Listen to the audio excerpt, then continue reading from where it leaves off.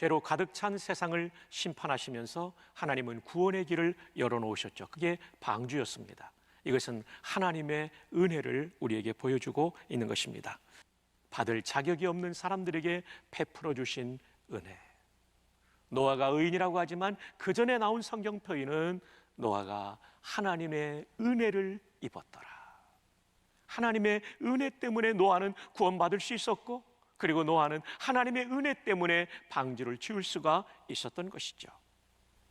자, 이 은혜로 말미암아 노아는 구원의 은총을 받게 되는데, 여기에 대해서 오늘 성경 본문이 무엇이라고 말하는지를 한 번 더 살펴보겠습니다. 창세기 7장 23절, 지면의 모든 생물을 쓸어버리시니 곧 사람과 가축과 기는 것과 공중의 새까지라. 이들은 땅에서 쓸어버림을 당하였으되, 그 다음 무슨 말이 나와요? 오직 노아와 그와 함께 어디에 있던, 방주에 있던 자들만 살아남았다는 말, 살아를 빼놓고 남았더라 라고 되어 있죠. 그들만 살아남았어. 오직 어디에 있는 사람들만이요? 방주에. 오직 방주에. 우리말에는 그냥 방주에라고 되어 있지만 영어 성경에는 방주 안에 있는 이라는 뜻입니다. In the ark, in이라는 전치사를 사용하고 있어요. The ark, 방주 안에, in the ark라고 사용되고 있습니다. 온 세상이 물로 심판을 받을 때 유일하게 살아남은 사람은 방주 안에 있던 사람들이었습니다. 방주를 지을 때 사람들은 얼마나 이 방주를 짓는 노아를 조롱했을까요? 아니, 비가 이제까지 내린 평균 강수량이 홍수가 날 수 없는데 무슨 방주를 짓는다고 그래. 쓸데없는 질 그만둬. 창조과학자들은 이것을 이렇게 말합니다. 노아 홍수 이전에는 지구의 두터운 오존층이 지구를 보호함으로써 큰 비가 내리지 않았다고 하며, 또한 큰 비가 내리지 않아도 이 두터운 오존층이 온실 효과를 주기 때문에 지면에서 올라오는 그런 아지랭이와 그 습기들과 하늘에서 내리는 이슬, 그리고 강과 이 바다의 물들로 사람들이 필요한 수분들은 충분히, 그리고 식물들의 필요도 채워질 수 있었다고 합니다. 그러니까 노아의 홍수 이전에 이 사람들은 홍수라는 것 자체가 개념을 가지고 있지 못했고, 그리고 이들은 홍수의 심판에 대해서 그들은 생각할 수 없었다는 거죠. 그러므로 120년의 시간을 들여 방주를 짓고 있는 노아를 조롱하며 얼마나 그들은 비웃었을까요? 그런데 홍수의 심판이 이루어지자 그들은, 하나님이 언약에 놓으신 방주에 들어가지 않은 그들은 모두가 섬멸될 수밖에 없었던 것입니다. 그 시대의 사람들의 상황에 대하여 마태복음 24장은 이렇게 말씀하고 있습니다. 37절에 노아의 때와 같이 인자의 임함도 그러하리라. 홍수전에 노아가 방주에 들어가던 날까지 사람들이 먹고 마시고 장가들고 시집가고 있으면서 홍수가 나서 그들을 다 멸하기까지, 섬멸하기까지 깨닫지 못하였으니 인자의 임함도 이와 같으리라. 예수님의 재림에 대한 예언의 말씀을 하시면서 사람들이 예수님의 재림을 준비하지 않는 것이 마치 홍수 때 방주에 들어가는 것을 준비하지 않는 것과 같다고 말씀하시면서 그들이 방주에 들어가는 날까지 먹고 마시고, 그리고 이 홍수의 심판이 있을 것을 깨닫지 못했다라고 말합니다. 그들은 방주를 짓는 노아를 오히려 조롱했을 것입니다. 하나님은 오래 참으셨습니다. 기다려주셨습니다. 방주를 짓는 동안 계속해서 기다렸다는 말씀이 베드로전서 3장 20절에 나옵니다. 그들은 전에 노아의 날 방주를 준비할 동안 하나님이 어느 정도 참으셨다고요? 오래 참고 기다리실 때에 복종하지 아니하던 자들이라. 그렇습니다. 하나님은 120년의 방주를 짓는 시간 동안 그들을 기다려 주셨건만 그들은 하나님께로 돌아오지 않았습니다. 방주에 들어오지 않았습니다.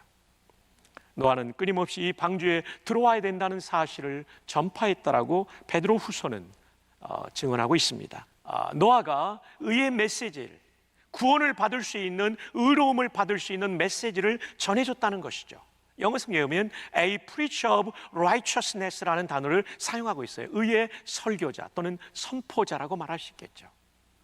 노아는 방주만 지은 것이 아니라 그 시대의 사람들에게 이 방주 안에 들어와야 하나님의 은혜를 입을 수 있다는 것을, 하나님의 언약, 다시 말하면 구원의 약속이 이 방주라는 사실을 끊임없이 전파했다는 것입니다. 그럼에도 불구하고 그들은 이 하나님의 약속의 말씀을 받아들이지 않았습니다. 그래서 그들은 섬멸당한 것이죠. 블러드 아웃 당한 것이죠. 마하를 당한 것입니다. 왜냐하면 하나님께서 예비하신 구원의 길을 그들은 무시하고 거절했기 때문입니다. 자, 다시 한번 봅니다. 오늘 본문을 7장 23절, 지면의 모든 생물을 쓸어버리시니 곧 사람과 가축과 기는 것과 공중의 새까지라 이들은 땅에서 쓸어버림을 당하였으되 오직 노아와 그와 함께 방주에 있던 자들만 남았더라. 사람들이 비웃었던 방주만이 하나님의 심판에서 살 수 있는 유일한 길이었습니다. 이 방주는 무엇을 말합니까? 초대 교부 중에 한 사람인 어거스틴은, 교부라고 하는 얘기는 교회의 아버지라는 말인데, 철치 파더라는 말인데, 초대교회 신학을 체계화하며 이단으로부터, 박해로부터 교회를 지켰던 사람들을 우리는 교부라고 부르죠. 그 사람 중에 한 분인 어거스틴은 그의 명제인 하나님의 도성에서 이 방주에 대해서 이렇게 해석을 해놓았습니다. 노아에게 지으라고 명령하신 방주는 모든 점에서 그리스도와 교회를 상징한다. 노아에게 지으라고 명령하신 방주는 모든 점에서 그리스도와 교회를 상징한다. 교회는 그리스도의 몸이죠. 머리 대신 그리스도의 몸인 교회를 상징한다라고 말씀해주고 있습니다. 칼빈은 이런 유명한 얘기를 했습니다. 하나님을 아버지로 모신 자에게 교회는 그의 어머니가 된다. 그래서 교회 밖에는 구원이 없다는 얘기를 칼빈은 말했죠. 맞습니다. 정말 예수 그리스도를 머리로 모시고 십자가와 부활의 복음을 분명히 믿는 교회는 성도의 어머니가 되고 그 안에 돌아올 때 구원받을 수가 있는 것입니다. 그러나 이 교회는 건물을 의미하는 것이 아니라 신앙의 공동체를 의미한다는 것을 우리는 또한 알아야 됩니다.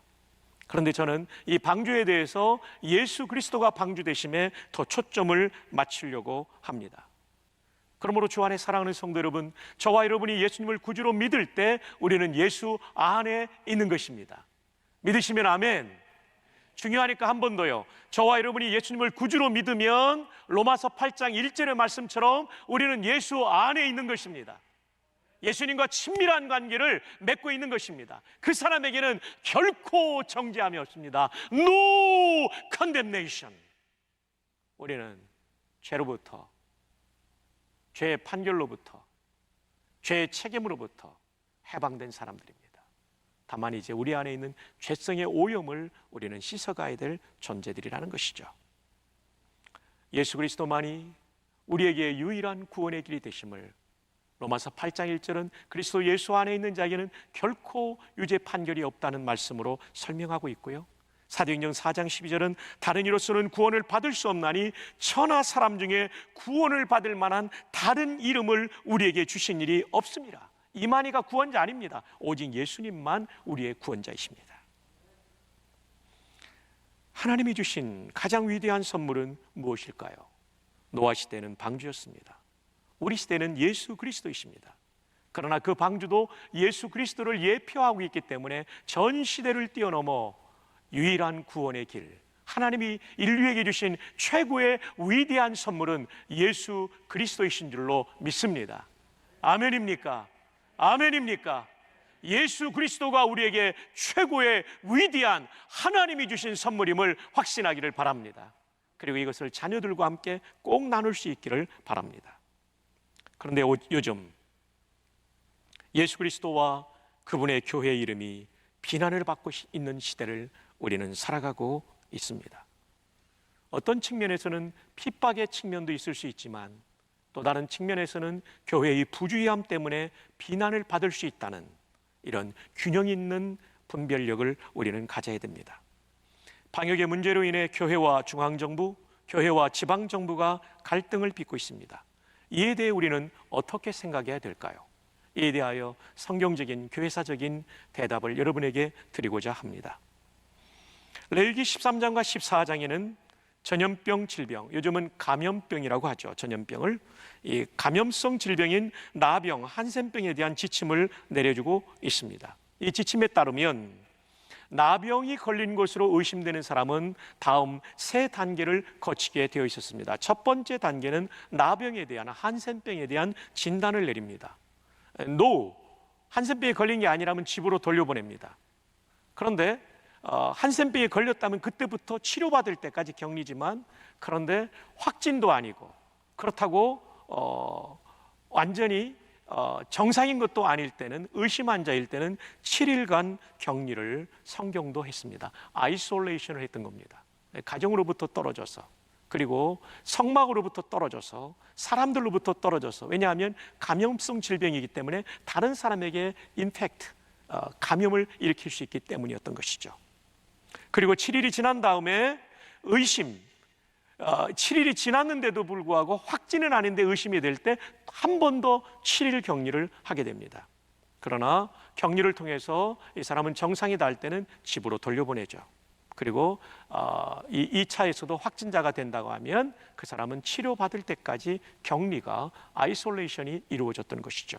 그리고 치유가 다 되면 세 번째 단계, 다시 공동체 속으로, 다시 가정과 마을 공동체로 들어갈 수가 있었던 것이죠. 그러니까 격리라고 하는 것이 성경에도 나옵니다. 이 감염병으로부터의 주민들을 지키기 위한 하나님의 방책이었다는 것입니다. 또 하나 주목할 것은 레위기 13장과 14장에 보면 제사장이 진찰하라는 말이 매우 많이 나옵니다. 레위기 13장만 제가 세어보니까 무려 진찰하라는 말이, 제사장이 진찰하라는 말이 무려 20번이나 나옵니다. 엄청나게 많이 나오는 거죠. 제사장이 공중보건에 대한 책임을 가지고 있다는 것을 강조하고 있는 것입니다. 구약의 제사장은 교회의 리더라는 면에서는 목회자를 가리킬 수 있고, 그리고 모두가 하나님께 직접 나아갈 수 있다는 면과, 그리고 모두에게 복음을 전하고 누군가를 위해서 기도할 수 있다는 점에서는 모든 성도가 다 제사장이죠. 여기서 우리는 만인 제사장 교리, 종교교육의 위대한 재발견, 성도에 대한 재발견을 우리는 갖게 된 것이 바로 만인 제사장론이죠. 그런 면에서는 우리 모든 목회자들과 모든 성도들이 공중보건, 퍼블릭 헬스에 대한 책임이 있다는 것을 우리는 레위기 13장에 제사장이 진찰하라는 20번의 반복된 말씀에서 읽어낼 수가 있는 것입니다. 주 안에 사랑하는 성도 여러분, 그러나 교회는 예배가 본질이며 예배의 본질 중에 하나는 공동체 예배입니다. 우리가 특별한 상황에서 지금 영상으로 예배를 드리지만 이 상황이 빨리 종료되면 우리는 다시금 현장으로 돌아와 공동체 예배를 드릴 때 하나님을 더 영화롭게 하며 우리의 신앙도 다시 한번 불붙을 수 있고 부흥할 수 있는 거죠. 영상 예배는 불가피한 선택이고 우리는 하루속히 이 상황이 회복되기를 기도해야 되고 노력해야 됩니다. 그러나 동시에 공공의 보건에 대한, 퍼블릭 헬스에 대한, 공공의 보건에 대한 책임을 교회는 잊지 말아야 되는 것입니다.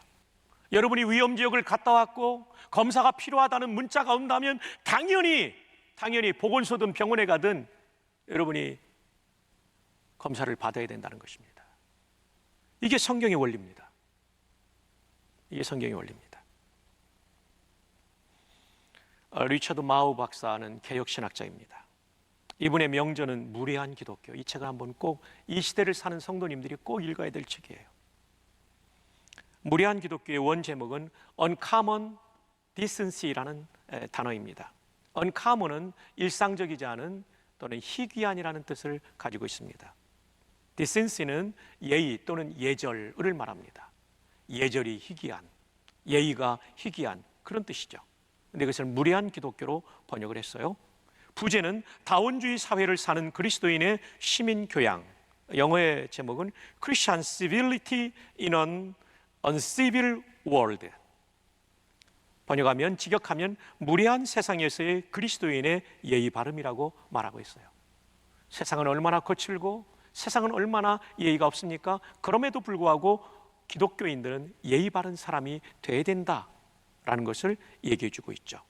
이것을 우리말로는 다원주의 사회를 사는 그리스도인의 시민 교양으로 번역했는데 영어의 제목은 본래 이것입니다. 네.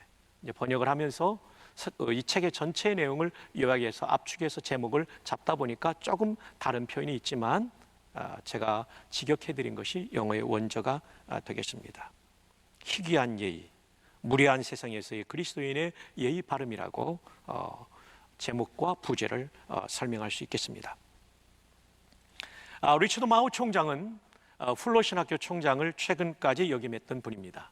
이분은 개혁신학자이고요, 미시간에 있는 칼빈 대학교에서 기독교 윤리학을 17년간이나 가르쳤던 칼빈 대학교, 칼빈 신학교는 미시간에 있는 우리 개혁신학의 요람 중에 하나이죠. 개혁신학자입니다. 자, 이분의 책에 대해서 추천사를 쓰신 분이 고려 고신대학교 신학대학원의 신원하 박사님이십니다. 윤리학교에서 신원하 박사님이 이 추천사를 써주신 내용이 이 책의 내용을 잘 함축하고 있기 때문에 여러분에게 좀 소개해 드리겠습니다. 리처드 마우는 행정가이며 학자이고 철학자이면서도 신학자이다.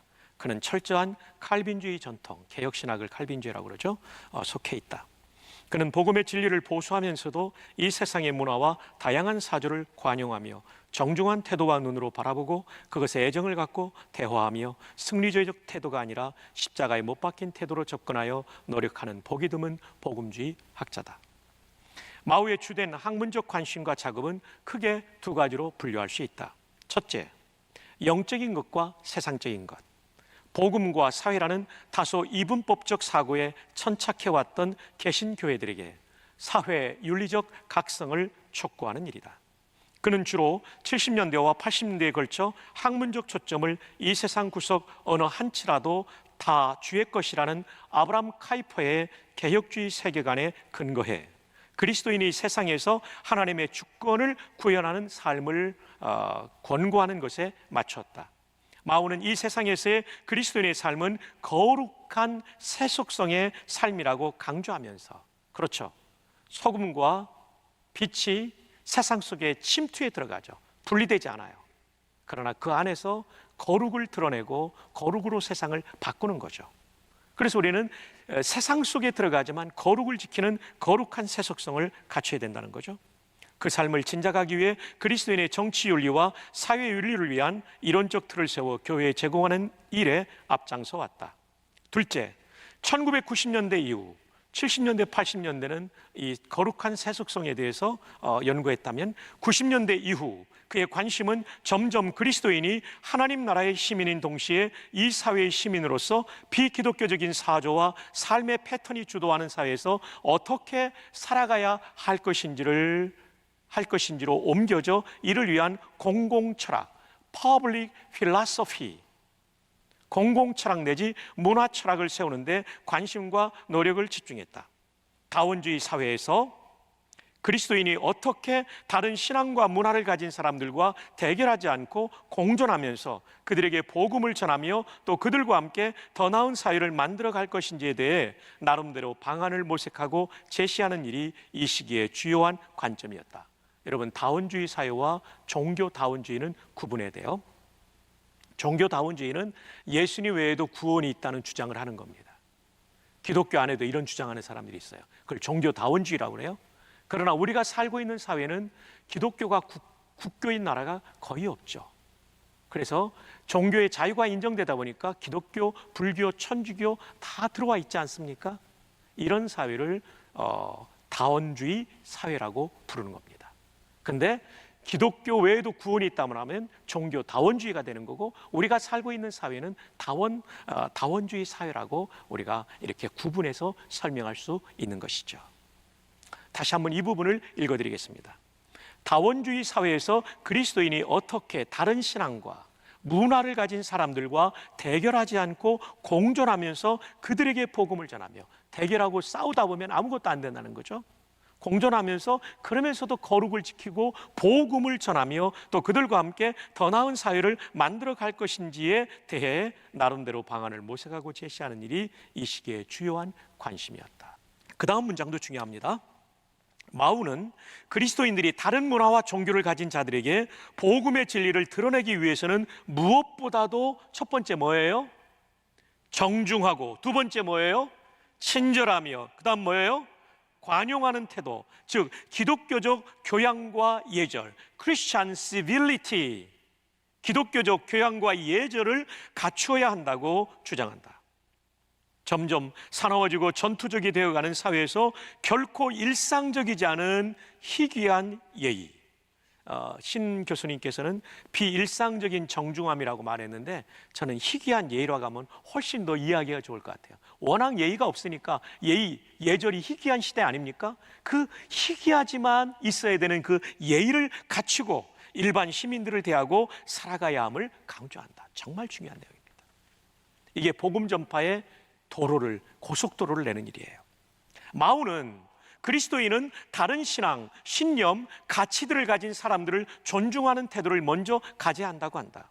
이를 위해 무엇보다도 친절, 정중함, 인내와 같은 덕목이 절실히 요구된다고 말한다. 마오는 이 덕목들은 단순히 윤리적인 덕목이 아니라, 이런 덕목을 말하면 그건 유교 아닙니까? 이렇게 말하는 사람이 있을 수 있잖아요. 그게 아니에요. 단순히 윤리적인 거 아니에요. 유교뿐만 아니라 서양의 윤리 이것 차원이 아니에요. 신학적 의미를 지닌 덕목이라고 강변한다. 그는 이 덕목은 바울이 성령의 열매로 제시하는 덕목으로서 성령의 9가지 열매만 지켜도 우리는 정말 예의가 희귀한 시대에 예의가 있는 그리스도인이 될 수 있다는 거죠.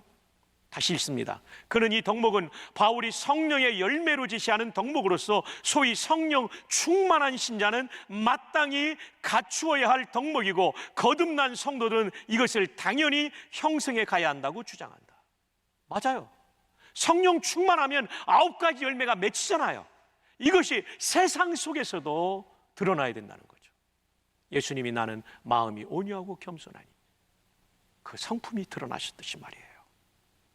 마오는 이 책의 마지막 2장에서 승리하신 주를 섬기는데, 그렇죠, 예수님은 십자가에서 승리하셨고 부활로 승리하셨습니다. 승리하신 주님이에요. 근데 승리하신 주를 섬기는데 승리주의적 자세는 결코 도움이 되지 않음을 결론적으로 경고한다. 승리주의적 자세가 뭐냐면요, 세상 속에 군림하고 강압하는 자세를 승리주의적 자세라고 말해요. 그리스도인들은 오히려 인내하면서 십자가에 못 박힌 겸손한 태도로 그들에게 접근해야 한다고 주장한다. 승리주의가 아니라 십자가주의가 돼야 된다는 거예요. 십자가에 못 박힌 하나님이신 그분이 무기력하게 못 박혀 죽임을 당하는 것 같지만, 그렇게 십자가를 지는 태도로 겸손히 세상에 접근해야 된다는 거죠. 마오는 죄인들에 대해 오래 참으시고 우리들의 더딘 변화에도 불구하고 인내하며 기다리시는 하나님의 느림을 본받아야 한다고 강조한다. 이제 말씀을 맺습니다. 오늘 말씀, 하나님의 위대한 선물, 그분은 예수 그리스도이십니다. 그분만이 우리의 유일한 구원이 되십니다. 방주를 통해서만 노아와 그 식구들이 구원받은 것처럼 이 시대 우리의 구원의 방주 되시는 예수님 안에 들어오는 우리 모두가 되기를 바랍니다. 들어와 있는 사람들은 확신하기를 바랍니다. 예수님 안에 있다는 얘기는 예수님을 구주로 믿는다는 것입니다. 자녀들 가운데 아직 예수님을 구주로 믿지 않는 사람들이 있다면 꼭 믿을 수 있도록 권면하고 설득하고 기도하고 이끌어 주시기를 바랍니다. 또한 방역과 의학에 대한 마르틴 루터의 태도, 공중보건에 대한 교회적 책임, 교회 지도자인 목회자와 그리고 만인 제사장의 한 사람인 성도 한 사람 한 사람의 공중보건의 책임을 잊지 않기를 바랍니다. 우리가 세상 속에 무례한 기독교가 아니라 진정 그들을 존중하고 배려하며 진정한 예의 범절을 가지고 접근하면서 그들의 마음을 얻고 그들을 구원하는 이 시대의 소망이 되는 교회가 될 수 있기를 주님의 이름으로 축복합니다.